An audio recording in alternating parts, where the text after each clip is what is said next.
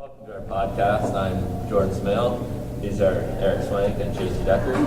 Today we're here with a special guest, past NHL fighter, Brodie Rogers. Today we are arguing the point of fighting in hockey. Eric is for fighting, Chase is against it.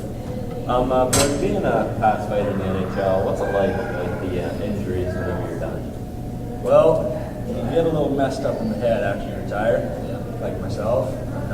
I'm not too right, but it was thrilling, and I had a good time doing it. It's good. Do you guys think there should be fighting at all in hockey? Is there a view there? Yes, I do, because if not, there's going to be pests in the game, like Matt Cook and Brad Martinell just run around and do giving us stuff, trying to take people's heads off, and no way to get after them because nobody protects their players. More people will get hurt that way. I think that players should focus more on the game, focus on the goal of the game, scoring, playing strategy. That's what they should be focusing on, not violence at all. No headshots. Like if we took headshots out, body contact out, whatever, it would be a more clean game. I think it'd be better to watch more fast-paced game. Well, so Brodie, who's the argument you like here? Well, being a previous fighter, I'm going to have to stay with fighting.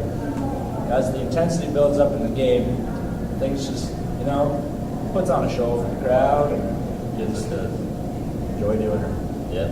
Okay, stage fighting is when the team's tough guys talk and fight just to get the crowd going. They're not fighting for any reason, really. What are your thoughts on stage fighting? I think stage fighting promotes violence. The children who are watching, there's a lot of kids who grow up playing hockey, like to watch hockey, and whenever they see stage fighting and people talking about it on TSN, it's promoting, it's coming on to them as maybe it's a good thing. Eric? Stage fighting is good for the game because it's great, and it's great for the fans. Like it doesn't stop anytime, it doesn't waste time because the clock's not going. So it just may change the momentum of being down 2 goals or something in the fight. They can get momentum, come back, and the fans are always for it. They're never against the stage fight. They like to see the fight.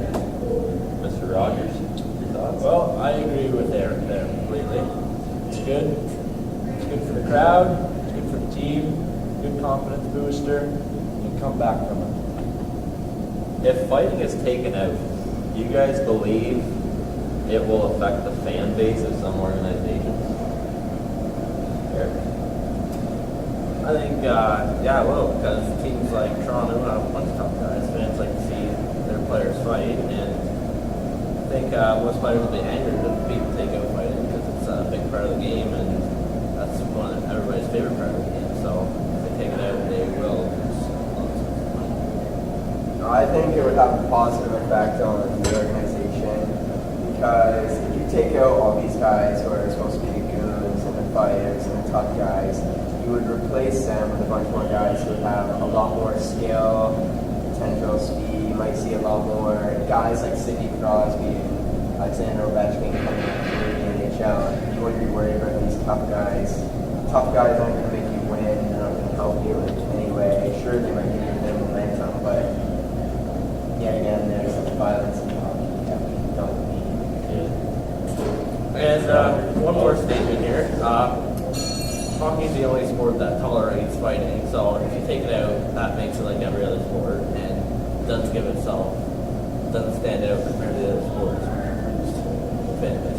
I got one more thing too. I think that there's probably a reason that hockey is the only sport that allows fighting in this life. The other sports are kind of caught on and realize how stupid it is. Mr. Rogers? Well, I think it actually, fan base would definitely lower. You got guys that are going in to watch live, just waiting for fights to happen. You got fans just love it. Everybody loves it. But on the other side, it would bring up some better players, some more skilled players. But there's some goons, for example, Chris Neal, who he's done a lot for the Senators. So, best of both worlds. Chase, you touched on a little bit. Do you think if fighting is taken out that it'll make the game a lot faster or change the game at all?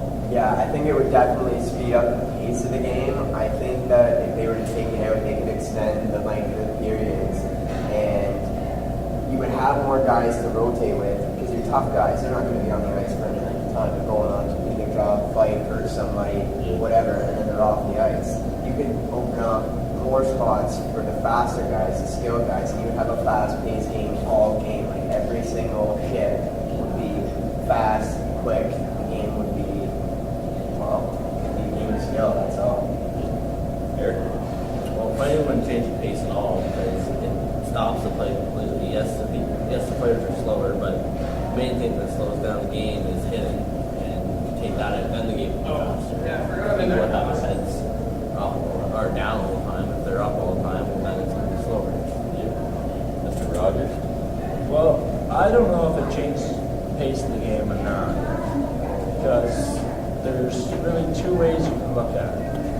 You can look at it how, yes, you have faster players, you have more players to rotate through, but in the end, there's going to be nothing you can do. Whenever the game starts getting intense, the players start chirping, there's nothing you can do.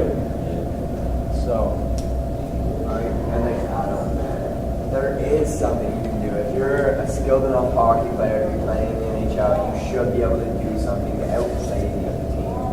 If you can't outplay them, you're just an excuse for a hockey player.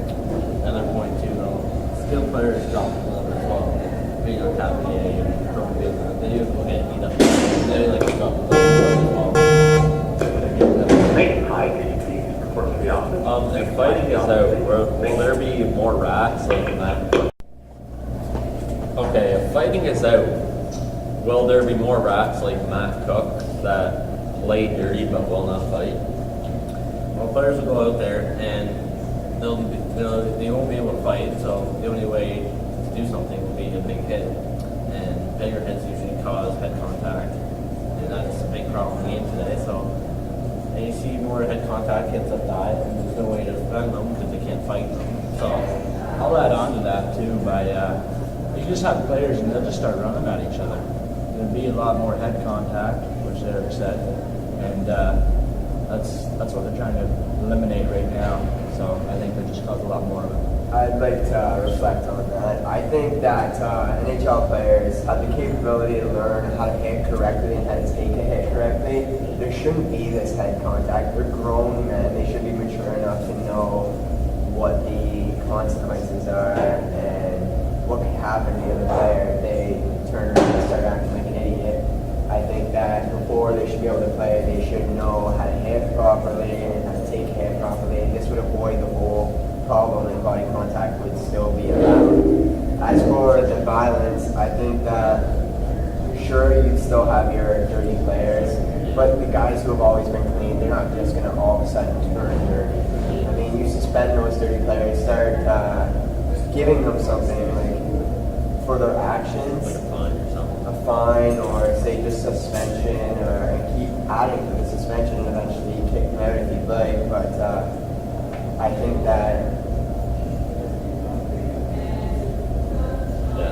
If like Matt Cook would just go around like plays, but I think he would make them look like accidents if he keep doing them because he knows he can get away. Nobody's gonna try to grab him. I think that's gonna be the thing. And head contact, like people won't try to with head. Some do, some don't. Most of them don't. So All right, now if fighting stays in, will there continue to be more injuries as the fighters get maybe bigger or stronger? Oh, fighting? no, there won't be more injuries. There might be more injuries. Most of the injuries come from hitting and hitting to the head. Fighting, there might be 1 or 2 injuries a year if got it. So maybe they'll help 1 or 2 people, but they're not usually serious injuries. Maybe a couple games, but that's the risk they take when they drop the gloves. They know what could happen. That's their own responsibility when they're dropping the thing. yeah, on this question, I think we're going to have to agree with Eric. The players, they know what they're getting themselves into whenever they're dropping the mitts. Most of the time, they're tough enough and strong enough to take a hit. They're not going to be injured. You don't see many guys going out injuries from getting in a fight. Like you said, you do see a lot more of the head contact and such, but that's not the issue we're discussing. Mr. Rogers? I agree with both. I strongly agree. Really. Should there be a rule about weight limits, like players in the same weight class should fight instead of bigger guys taking advantage of the little guys? No. That's like boxing and MMA. We're supposed to be focusing on hockey here. There's an objective. Your objective is to score. Put the puck in the net. You have to follow the rules. There should be no weight class. Like if they're gonna fight, they're gonna fight. I don't think there should be fighting at all. But if they're going to, it shouldn't matter who it is. They both have to agree to fight before they start. So whether one guy weighs 150 pounds, the other guy is pushing 280. If they're willing to drop the gloves, let them go. Weight limits really wouldn't work because people that are small can take some of the bigger guys. Like one of the feared fighters back then, Ty Domi, he was only 96 feet tall and he's fighting guys like 6'4". So, and one of the most feared people today is Mike Brown. He's only 5'11", where he fights people like Milan Lucic who's 6'4". Like they know what they're getting into. They see size. They don't have to agree to it, like you said. Yeah, it's just heat of the moment. They just have to do it. And it always doesn't depend on size. You can get a little guy like Eric said. You can drop a guy 6'4", stone cold top. Like, yeah. If fighting stays in, is there ways or equipment that can make fighting safe? No, I don't think so. I think it's to the extent of the safety, they put the fight straps on the back of their jerseys. I think that's people who are really able to make it. You know what I mean? To make the gloves more padded, but I think they're going to yeah, exactly. Yeah, but there's no equipment. It's just very nobody knows if you're gonna get in a fight really going to it just happens. You know? Some people go out there, they don't know they're gonna say, okay, they won't be the fight, you know? To prevent it, if they really wanted to, they could bring back cages and make their players wear a cage. And when the helmets remove stands and all that, for 5 years, and just like there's a market hockey, that's the way it is. I believe getting guarded around the cage likely hurt a lot more than face. Say how. All right, welcome back to our podcast. With the 3 NHL fighters that died last year, is that what really made people think that fighting is unsafe in hockey and that really can harm good men in the future? Does me? Yes, sir. I think, yeah, it does. It makes people more aware of the head injuries that can cause it, but it's only 3 of all the people that fought, and most of them weren't because of the fight itself. It was because of the pills they took after, and they took advantage of the pills. So it was not really fighting the cause of their death. It was the pills that they took to solve the injuries. And they got in the hands of those pills, so they killed them. I think that it is going to lead to more injuries, whether or not they take the pills. I know that the pills were just pain pills, and that a lot of them together continue, but if they use them how they should be used, they should be fined for their kids and all that, but they shouldn't be fighting. That's going to cause more of these deaths. Like, that's all I have to say. Mr. Rogers? Well, I think they just got to tough it out. I mean, I don't think there's going to be any way fighting will lead the game. So you just got to stick in there. You want to drop the gloves, you drop the gloves and go after it. You know the risk, so. Yes, they all know the risk and what they're putting up there. All right. Many guys are in the NHL just to fight. Should there be a rule that each team can have one fighter and they're the only ones that can or should fight? I don't think so, because people, it's not just fighters that fight, everybody fights. So if you limit everything to one, they should just say like, this guy actually knows how to play when he fights as well. And you can qualify, decide, oh, he can't fight because he's a fighter, who he is. So I'd be dumb because the team has to have intimidation. If it's just one player, that's only one shift of the game that would be intimidating. Where there's more, it would be intimidation on almost everybody. I think that this question is kind of connected to the last one that we followed, because if you have one guy who's going out there every single game, just getting his head run, beat up all the time, that's going to lead to some either death or some real bad brain or anything. A lot of problems. And I agree to that completely as well. If you have one guy who's taking all the shit kicking,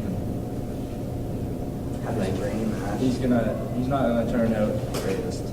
But if you got a bunch of guys who don't fight all the time, but when they need to, when a message needs to be sent, you got those guys that'll step up and take a swing.